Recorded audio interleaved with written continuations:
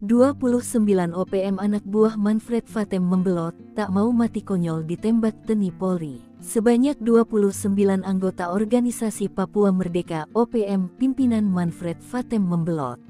Mereka keluar dari persembunyian di hutan karena tak mau mati konyol ditembak TNI Polri. 29 orang ex-OPM mengucapkan sumpah atau ikrar untuk setia kepada Negara Kesatuan Republik Indonesia (NKRI) berlangsung di Pos Aimasa Satgas Yonif 133 YS, Kampung Aimasa, Distrik Aifat Timur Tengah, Kabupaten Maibrat, Papua Barat Daya.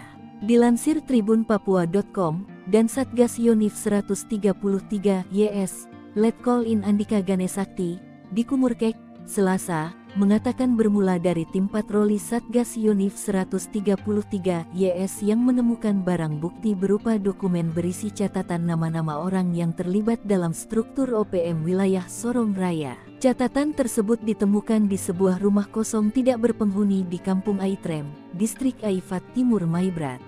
Dari temuan tersebut, dan Pos Aimasa Satgas Yonif 133 YS memanggil orang-orang yang tercatat dalam temuan dokumen tersebut. Setelah dimintai keterangan oleh Satgas Yonif 133 YS, benar bahwa sebagian besar dari mereka terpaksa ikut bergabung dalam OPM wilayah Sorong Raya dikarenakan mereka kerap mendapat intimidasi dari pentolan-pentolan OPM.